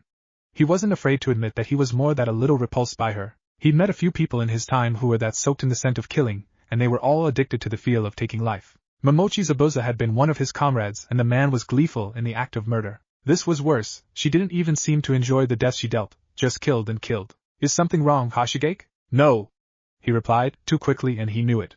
He instinctively grasped the hilt of Samahata for comfort. Are you going to try to kill me, then? No. Not that he thought he could. Normally he'd welcome the challenge and the risk of death that came with it, but the freak of nature beside him would just butcher him and forget he'd ever lived. Then you should relax. There was that smile up at him again. I don't kill people for fun like Haiden. They walked away from the Konoha outpost they'd been sent to silence. IWA had offered a great deal of money for the job and it was on their way to the last known location of the Yonbi. Technically, either of them had been assigned to that one, but with the shuffle of personnel going on recently, they were being sent out while other teams were being sorted out. The poor chunin on guard had never stood a chance. Kisame had a front row seat to watch as his partner slipped from man to man, her every touch leaving an explosion of limbs and blood. The outpost was a charnel house when they left, and he'd not had to even swing Samahata. How alive do we need the Yonbi's host? She asked. Not very. Just not dead. This will be an interesting exercise then. Hinata danced out of range of the giant monkey's fire attacks. Its host was apparently quite in tune with it, since a manifested cloak of chakra was lashing at both her and Hashigake. The giant man had the advantage of a sword that absorbed the tendrils trying to kill him, but she was far from immune to the corrosive effects of Biju chakra. She was making use of her version of the vacuum palm, blasting chunks off the beast and trying to dig down to the fleshy center without going so deep that she murdered him. It was a delicate balancing act that left her with little option but dodging over and over. Her hands blurred, sending out a trio of her strikes that gouged a great hole in the thing's chest. Hashigake made use of the distraction and rushed in, running by the creature and severing a giant leg which vanished into his sword. Perhaps it is time to try another option, she murmured to herself as she leapt into the air. She drew aside the curtain her hat draped over her face and looked into the eye of the beast. Its own eyes glazed and then flashed into the shape of the Sharingan. Slowly it faded away, leaving behind a dazed figure staring straight ahead. Hashigake Kisame decided then that he never wanted to be on the wrong side of his partner. The return to aim was to a mildly subdued Akatsuki. Hinata took the news that Sasori was dead and Deidara had lost an arm. There was some grumbling that Hashigake and Hinata should have been there to act as support instead of Orochimaru and Kakuzu, both of whom had between them managed to delay the rescue teams using their phobos. Still, the Ichibi had been sealed in the statue, even if their leader was looking less and less thrilled about the attrition his forces were facing. The sealing of the Yonbi was peaceful except for the screams from the host, but those were just sounds. When the beast had been sealed away, pain dismissed everyone but Hinata and Kisame. We only have 2 functioning teams at the moment, he said carefully. Kakuzu and Orochimaru are being sent to collect information on where the Gobi is. That leaves the 2 of you to go collect the Sanbai. It has re-emerged from death. Where? Hinata's voice was mild and unconcerned. In Mizu. Joy. Kisame didn't sound pleased. The trip went quietly enough. Hinata was becoming accustomed to the large presence of the massive fishman. Despite his early tendency to boisterousness, he had apparently mellowed out after she smiled at him. The silence between them was as companionable as she had experienced in her life. The man clearly respected her abilities and never criticized her actions when they cleared bandit camps on the route to their destination. Thankfully he didn't like chatting even when he'd been louder. Small talk had always been difficult for her, and she'd had no practice while pretending to be a shy, retiring weakling. There was a certain degree of scorn in her mind for her old self. She hated how much time she had spent trying so hard to be something other than what she was without any hint of reward, or even acknowledgement. Now, at least, her comrade, she was unsure if he was quite that since, given enough incentive, most missing-nin would happily betray their own family, let alone someone they were paired with. On the other hand, when the squad of hunter-nin from Kiri had tried to ambush them, he had watched her back. It hadn't been necessary, but it was still a polite gesture. Hinata absently used wind chakra to carve a wider hole for one of the eyes in the mask of a hunter she had killed. She didn't have much of a reason to do any of this, but she had decided to give it a shot. Her interest was more of a prototype than anything. She placed the mask over her face, sticking it with chakra. She looked into the river. It lacked something. She tossed the porcelain aside. They had another mask to turn in for the bounty. This one was now damaged as the other two had been. Her feet didn't leave a trace of passage in the choppy surface of the water she and her partner were crossing. River was something of an understatement when it was this wide. Why don't you use that eye of yours? Shouted Kisame as he dove out of the way of a Baijidama. Hinata assumed that meant that Samahata didn't find the attack appetizing. She herself was searching for a soft spot on the armored behemoth. It seems to have a resistance. Weaken it. Her hand thrust forwards and a slight gap in its hide exploded in a fountain of gore. Blood. Kisame's voice was a hungry roar. In the dim half-light of the early morning, his mouth full of fangs glowed reddish-orange. If it bleeds, it can be hurt. Hinata supposed it was nice that he was happy. She watched in the field of her vision as he shoved a hand into the lake the sandbai was dwelling within. Sharks the size of small buildings and made of water leapt into the air and slammed into the creature's sides. Hinata's eyes told her that the shell was thicker than her usual chakra blades could extend meaningfully. Instead, she continued to spot chinks in the defenses it presented and brutally blasted into those weaknesses. Her feet moved easily over the bloody waters as she ran for the monster's leg and began to climb it. The power of the Sharingan and Byakugan together allowed her to seamlessly avoid the crashing of conjured animals Kisame was using to keep the beast pinned. They weren't doing much damage, but it was busy being battered and was thus not firing more of those giant attacks around or otherwise fighting back. Medical chakra was out as well. No matter how deep it could reach, trying to overpower a Biju was not a winning strategy for her. Instead, she decided to try something new. She could see a dozen points or more she might exploit, but none of them would be enough to break open a deeper vulnerability. Fire burned in her eye as the black flames licked the nearest spot she had marked, drawing a bestial roar of pain. Hurting was the trick. Pain could be used to focus, but enough of it would cloud the mind and weaken it to her other powers. As things stood, it had been easier to fight the Yambi, despite its greater power because it had lacked the thick shell here. Her hand snapped downwards, Byakugan measuring as the chakra landed in the pool of fire she had conjured and exploded. Amaterasu shot out in all directions. She was forced to leap back to avoid the upwards pillar of it. Since it seemed to be working, she found the next nearest point and repeated the process. Shit! Was all she heard from Kisame as the sandbai just managed to stay clear of his attacks long enough to fire a renewed blast at the Sharkman. A mountain turned into a dust cloud as the sharks began to launch again. All of a sudden, the work her flames had been doing came to fruition.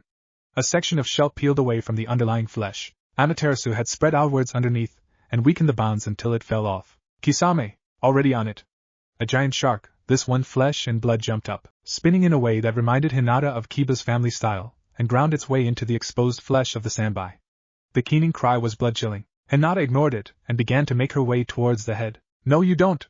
Kisame's snarled shout was followed by more sharks, water and flesh both, barraging the creature from underneath, keeping it from sinking away to lick its wounds. Her eyes spun as she dropped down in front of a massive eye.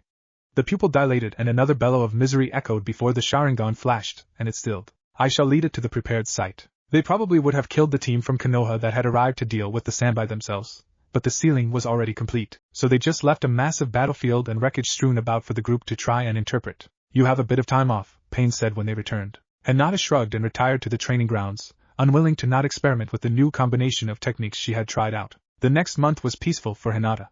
She spent nearly her entire time in Aim's training areas, destroying much of the ones she had selected as she either worked on her own or sparred with shadow clones. The damage was greater than the sum of their parts as they dodged attacks more often than anything else, leaving ruinous gouges of exploded or burnt landscape. Things had been rather more eventful for the Akatsuki as a whole. Orochimaru and Kakuzu had attacked the Nibi's container on the border of Hai no Kuni. This fight had drawn in Sarutobi Asuma. Orochimaru had not been above trying to work on the set as he had put it, and killed the son of his sensei with contemptuous ease. Hinata knew she should feel more of a response to the death of the man, given that she had known him personally, if only in passing. He had been sensei to members of her graduating class. But she really just didn't care beyond the fact that Orochimaru's bragging was mildly distracting when she was trying to work on more ways to combine Amaterasu with her other abilities. She had decided that was a neglected field of study for her, and was something to be handled. Kisame refused to spar with her.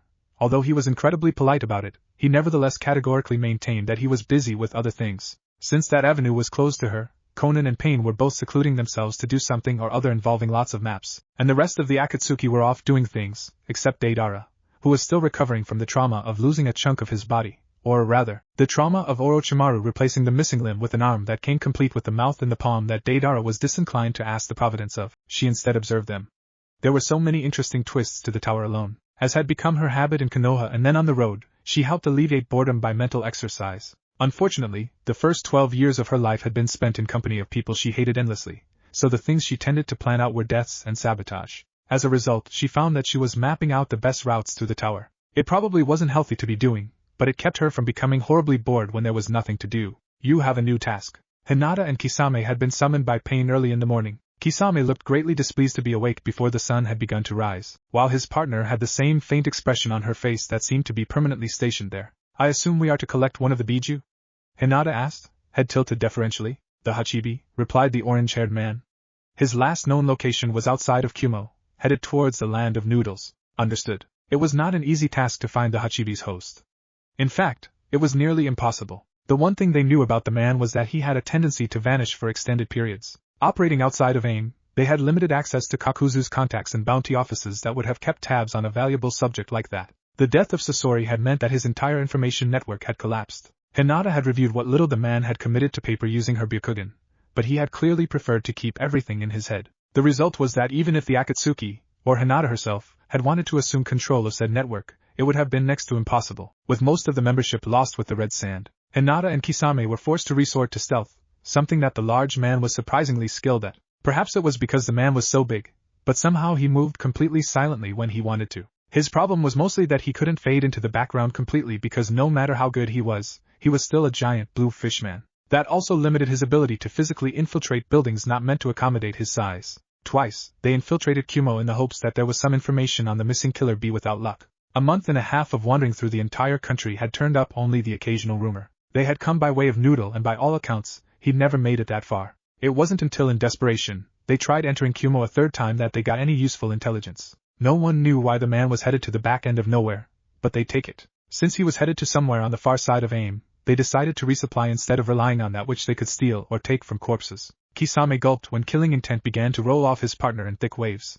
He had spent his time with S-rank ninja for years and this was a nauseating experience. His body language quickly adjusted as he forced down his fight-or-flight instinct to fight, and instead compelled his stance to become open and non-aggressive. There was no way he was going to pick a fight with his young compatriot. Tell me, she said in an icily conversational tone, can you think of a reason that a boy named Uzumaki Naruto would be lying in the central chamber of the tower, dying? You mean the Jinchuriki of the Kyuubi? Kisame asked his partner, only to discover that she had become a vanishing blur. Shit! He dropped into Shunshin and raced after her. Despite appearances, Kisame was quite fast. As such he had been on Hinata's heels as she ran up the outer wall of the tower, and into the central chamber. He had a terrible feeling about this. The rest of the Akatsuki were standing around, channeling their energies to seal the Kyuubi. Although Kakuzu was missing, I just want to confirm, Hinata was saying. This is invariably lethal to the host, yes? You've seen that for yourself, answered Pain. Now take your place and help. There might be a problem. Hinata's faint smile had vanished, and was replaced with an empty visage of stone. Uzumaki Naruto is quite precious to me and you're planning to kill him. I don't like this. Now, Konan exploded in a shower of wet paper that caught fire as Hinata ran through the expanding cloud. The wall blasted apart, and Hinata vanished into the hole. Kisame took half a second to decide where he stood on this matter. His hand gripped the bandage on his sword and his unleashed Samahata cleaved into Zetsu, tearing him to messy shreds. He was dimly aware of Deidara and Orochimaru making a dash for it, but figured that he needed to support Hinata when she did whatever it was she decided to do. What he found was a corpse just cooling and Hinata calmly extracting the body's eyes. Everything all right? He asked when he saw her face was still grim. Two got away. I was going to back you up. That is. The faint smile returned, looking out of place with alabaster skin smeared by gore. Sweet Kisame. She rose from her crouch and walked calmly back towards the main chamber. We can sort them out later. First, Naruto. Uzumaki Naruto woke up, in a bit of pain, but considering he had been expecting to be dead, this was surprising. Hello Uzumaki-kun, he knew that voice. Somewhere on the far side of his agony he knew he should recognize it. Please hold still. You are still injured. His eyes opened blearily to see a Sharingan and a face too pale to be Uchiha, and hair the wrong color. There was only one person left alive with that color. His face became worried. Hinata? To Kisame, there was something surreal about watching the young girl, not more than 16, somehow being so gentle with this boy. Yes. I realize you probably hate me, but I wasn't going to let my anchor. What? Hold still. He was carefully moved and chakra played over his chest, mending things that made it hurt to breathe. Kisame listened quietly, watching for any sign of life in the cinders of Konan, as Hinata explained to Naruto the concept of an anchor for her. To think that she could have been so much worse had it not been for this boy was something that made him shudder. Naruto's face had gone from worried and disgusted to shocked to amazed to nearly worshipful. Apparently the idea that someone held him up as the ideal of how to behave was of great value to him, especially knowing she had done so even before he had become a martyr for others. I can see auras, she went on. Glimpses of who a person is. You are a sunlight glow of kindness and good. Even at your darkest, you project it onto those around you. I picked you because I have always known that, seeing it only affirmed my knowing. You saved me. His summation was both masterful and missing almost everything important. I would be less if I knew your light were gone. If it were because I didn't do anything, the fact that you bear the QB, and the hate Konoha has for it, and remain a bastion of light is impressive. You should come back with me. You saved me after all. Hinata's smile grew slightly, still small, but larger than Kisame had seen in his time with her. I am a murderer, Naruto-kun. I have the blood of more people on my hands than I can count, beginning with my family. Konoha no doubt would like my death at the very least. I do not think they would welcome me with anything other than a quick demise. Or more likely, a slow one. It is nice of you to offer though. Fine then, Naruto's face had a dark frown on it. But promise me that when I become Hokage and pardon you, you'll return. Hinata's eyebrow rose, which was definitely a first as far as Kisame knew. I promise. Now you'll probably feel faint shortly after I reassemble your chakra network. I feel fine. Naruto slumped over. He's a bit of... Kisame stopped himself at the warning look in Hinata's eye. Shall I assume we are returning him to Konoha? Indeed. Hinata unsealed something from her wrist. They left Naruto on the outskirts of Konoha. It was clear that something massive had happened. There were plenty of people, but the village had been virtually leveled and there were signs of battle everywhere they looked. Hinata could see the splashes of blood everywhere, and the groups of ninja gathering up supplies and working to begin repairing the wreckage. What in the hell happened there? Murmured Kisame as they set Naruto down. The only reply he got was a small shrug. The two of them vanished into the forests. Time went by for Kisame and Hinata. Kisame had nowhere particular to go now that the Akatsuki had been so definitively disbanded, and Hinata had a plan. They had sought out Deidara first and eliminated him. Kisame never asked, but he suspected it was because as a member of the Akatsuki, Deidara had been involved in the injury to Naruto.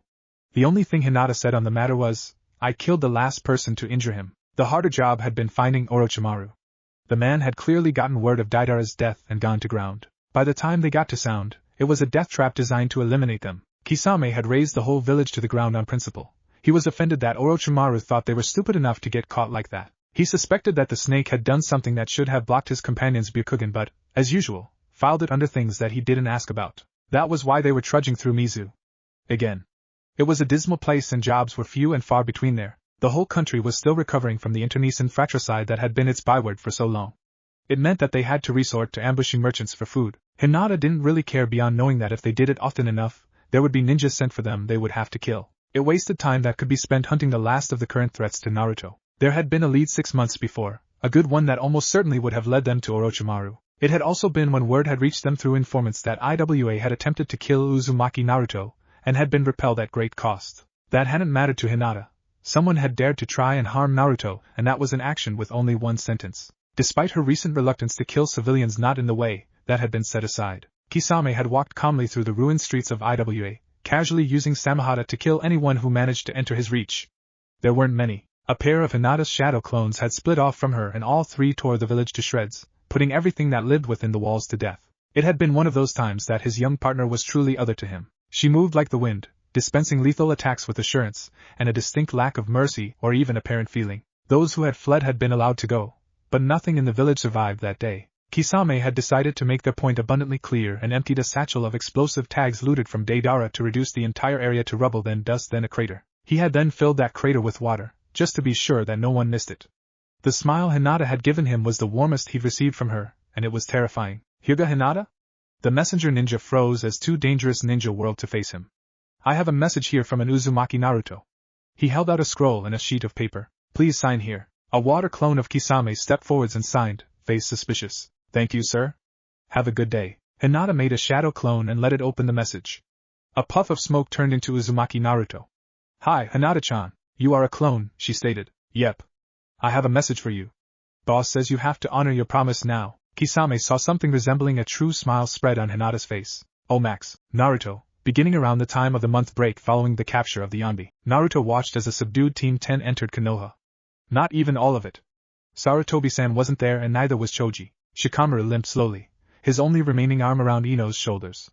His face was a nightmare of burn scars caked in dried blood and mud. His left eye was ruined, just a pit in the midst of the burns. His left arm was gone and a crude bandage was wrapped around the shoulder, stained with bodily humors and more dirt from the field. His left leg was wrapped in bandages and splintered, but he still left bloody footprints every time he had to put weight on it. By comparison, Ino looked the picture of health. Her hair was a mess, both chaotically displaced and grimy. Her clothes had severe scorching on them and much of them were rags that looked like they had been torn to supplement Shikamaru's bandages. Actually, there wasn't really much left of them. The Ino Naruto knew would have been absolutely livid about this, but she just had a dead look in her eyes. The news spread quickly enough. Asuma had D at the hands of Konoha's second most wanted ninja. Rumors said that Orochimaru had toyed with him before the death and bragged about working on collecting the whole set. Choji had D too, using his ability to grow to try and shield his teammates from a contemptuous blast by the snake. It hadn't been enough. Shikamaru had thrown himself in the way to protect Ino, costing him his arm, his eye, and his career in the field. Naruto had volunteered to come on the mission to hunt Orochimaru and Kakuzu. There had been some resistance to the idea, but he had pointed out that he needed to live fire test his newest technique, and S-rank missing ninja were excellent targets to apply S-rank techniques to. Also, he refused to not be part of the mission. He had failed to bring Sasuke back, but he could at least kill the one responsible for him leaving. It wouldn't be enough, but it was all he had. A specially selected squad was sent to hunt the pair. Mato Guy, Hatake Kakashi, Yamato, and Uzumaki Naruto. It wasn't hard to catch up to them near a bounty office. The fight had quickly escalated. Naruto was out of his depth and he knew it. Next to Mato Guy, he really didn't belong here. The man continued to pressure Orochimaru while the snake flung jutsu at Yamato and Guy, keeping them from managing to actually harm him. His ability to swap with a suddenly created clone meant that Guy had yet to land a convincing blow, and had been forced to constantly dodge swipes from the Kusanagi that left nearby trees in pieces. Orochimaru was clearly trying to get out of the forest where Yamato had plenty of free sources of material and had taken to wide-area fire attacks to defoliate the region as a literal scorched earth denial. Still, Guy was moving faster than Naruto could track and Orochimaru was somehow keeping up, if only barely. It was clear that the Sannin was having trouble, but all Naruto could do was throw swarms of clones into the mix to keep the man having to track multiple targets. He'd yet to even come close enough to hit. The chirping of birds drew his attention. If his sensei was breaking out that technique, then things had escalated. He threw a last, sorrowful look at the battle between titans and decided to take the high road. One fewer Akatsuki was still a win. A pair of clones helped him stabilize his futon, Rasengan. Kakuzu heard a whirring screech like glass bells being thrown into a whirlwind of blades. He was about to dodge when he felt the lightning in his chest. His body froze as the energy crackled out of the fist in his chest, nerves locked by the attack. His hearts began to climb out of his back and then the electricity was gone and a grinding, slicing feeling carved through his skull and downwards, obliterating him. Excellent timing, Naruto, Kakashi said. Orochimaru? I couldn't do anything to help, Naruto admitted. Yash! Naruto jumped as Guy spoke from behind him. Orochimaru fled quite effectively, I am ashamed to admit. He lost an arm first, Yamato supplied as he wiped sweat from his brow. We'll call it a victory for us. Your arm? Kakashi asked. Not great, sensei. I think I could hold a kunai, but I'm not going to be using futon, Rasengan again anytime soon. Tsunade Bachan will have my head for this as it is. It is a most effective attack, Uzumaki-kun. Guy cheered. It is only a shame I could not hold that fiend Orochimaru in place. In retrospect, Kakashi murmured, it might have been best to have you engage him from a distance. If we'd surprised him, you might have been able to manage. Doubtful. He is most slippery. Had I not used the gates, he would have eluded me completely. He was unable to fight me properly, but he has a devastating array of attacks that force me to fight without the full advantage of my speed. He truly is a genius. Would have been nice to try. But with them in the middle of a village, we didn't have much choice but to force them out first. Agreed. Shall we race back to Konoha to share the good news? Naruto stared at the Hokage monument, unseeing. They had been riding high on the success of eliminating Kakuzu, marred only by the escape of Orochimaru, when they returned to Konoha. There had been a pall over the village, though none of the citizens seemed aware of it. An ANBU had appeared with a summons to the Hokage that had emphasized the presence of Yamato. At first, he hadn't believed the news from the elderly toad on the Hokage's desk. He thought it was some sort of prank or joke or something. It had to be. Jiraiya couldn't be dead. Only the look on the toad's face, defeated, a little lost, and angry, had said otherwise. It should have been a bad dream. He'd had plenty of those while on his training trip, all too aware of his failure to save Sasuke from his own darkness. The disbelief hadn't lasted, and in place of it had come the anger. Bloody red, raw, cold. He'd expected it to feel like a fire, but it just felt as if all the heat left his body and was replaced with the desire to rend Turkle. He'd felt the parting of flesh under claws, tasted the tang of blood as he tore with fangs. He'd had to throw back his head and let out a roar just to allow some of the hate out.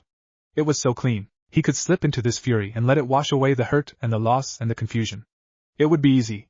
Just lose himself in the feeling of death. He could feel them, tail after tail extending from his body as the QB spoke to him. It promised all the vengeance he could ever desire and the power to bring ruin to those who had hurt him. It had offered before, but this time he was tempted to accept the offer. It roared in anger, and this time it felt like it roared with him. It knew the pain of helplessness. All he had to do was let it help and he'd be able to hunt or slaughter those in aim who had turned their backs on the dream of peace. Naruto came back to himself as a wooden cage fixed itself around him, hammering the biju in his gut back to its own prison. It drained away, taking the comforting cloak of numbing rage with it. All that he had left was the loss, and it bubbled out of him in racking sobs. He wasn't aware of the damage he'd done to the Hokage tower, the ninja who had gathered, ready to strike him down if the beast had broken free. He just let the tears flow as he'd sworn he never would again after the death of the Sanding. Long after his eyes had dried and his body had given up on it, he lay curled up in the conjured wood. He didn't want to move and would have happily lain there forever, but a slimy hand rested on his shoulder. "I miss him too," the old toad had said in a croaking voice. He was betrayed by someone he thought was going to save the world. "I am sad and angry. I will not tell you not to feel as some would." The voice was calm and kind, sorrowful, but tempered by something Naruto didn't have a word for. Feeling nothing makes you nothing. But there's danger in too much anger or sadness or envy. For you, that danger is greater. Your rage could burn the world down. Do you want these people who care about you to be turned to ash? Naruto had raised his head to see Kakashi and Tsunade and Sakura surrounding the wooden cage, concern on their faces. Tsunade and Sakura were busily using medical chakra to cleanse the taint of the biju from Kakashi's arms. The cloth of his shirt had melted into his flesh where he had tried to shake Naruto out of his fit. "No, then you need to learn control, boy. Master yourself. Avenge the fallen if you will. Hate his killers too. Never let it rule you. Can you teach me?" The toad shrugged. "Maybe. I can try. If you don't learn to leash yourself, one day you won't be able to be stopped." Now Naruto faced a long period of study to master senjutsu. He would leave in the morning for an unknown length of time to be in a place where people would be able to stop him if he lost himself to rage. He could feel it bubbling away still. Naruto got the message from Gamakachi. He'd been about ready to return anyway. It had taken time and effort, but there was a sense of peace now. It fell about his shoulders like a cloak, like the one he wore. It had been given to him by the toads when he had completed the steps of mastering his own darkness and been anointed a sage by the elders. Konoha is falling. He landed in ruins. Half the village had been obliterated. The dead were in pieces scattered around. There were a cadre of orange-haired figures standing at the outskirts, all wearing the distinctive cloak of the Akatsuki. "I repeat," they said together, "send out Uzumaki Naruto, or we kill the rest of the village." Naruto considered fighting. He knew he could hurt them. But Jiraiya had been unable to do it. And if he fought and didn't do it right, the village would. He didn't hesitate. He stepped out of the shadows. "My life for my village." Naruto woke a second time since he had expected to. His vision was very strange, slightly purpled, and his eyes hurt. Granted, the rest of him was pretty achy, but this was more sharp. It dug into his skull. "Well then, brat?" Naruto froze. The Kyuubi had been completely silent since his sage training had begun to take. He knew it wouldn't last, but since his emotions had come under control, he'd had nothing and had hoped it meant it was cut off. "You've got my father's eyes. So the giant fox had a father?" "I do indeed. And now I know why you're familiar. Welcome back, Azura." Naruto wandered into the ruins of Konoha, still talking with the beast in his gut. It had been learning senjutsu along with him, hoping to use it to overpower him, and had instead found peace. For all its displeasure at being offered up to someone who wanted to use it, the biju had nevertheless been impressed by his willingness to save others. Without Uchiha Madara, or its 100-years-long rage, it was reminded of its favorite brother. "Naruto!" Sakura shouted as she spotted him. "Hey Sakura! The Kyuubi says that we can help. Where are the dead being gathered up?" The army of Iwa approached Konoha. It had taken them a few months to gather enough forces to be sure of crushing their hated foe, but the village should still be reeling from the destruction that had been visited onto it. Standing in the distance was a single figure. With yellow hair. A robe flapped in the wind. Then two more joined it. The pair flanking the central figure knelt into Saiza. "I am Uzumaki Naruto, son of Minato Namikaze. This is your warning, go home now." The Tsuchikage made a dismissive gesture, and his ninja charged. "Congratulations, Naruto," Tsunade said, her grin huge. "Younger than your father, and you managed to make it to Hokage. I'm so proud." Kushina cheered, her own grin threatening to remove her head. "I have a promise to keep." Naruto picked up a sheet of paper and began to write. "What if Naruto destroy neji for Hinata chunin exams? And thanks for watching my video till the end. If you enjoyed this content, then do consider subscribing to my channel. And leave a like if you guys need the next part. Comment down, and thanks for watching the video, and see you guys in the next video.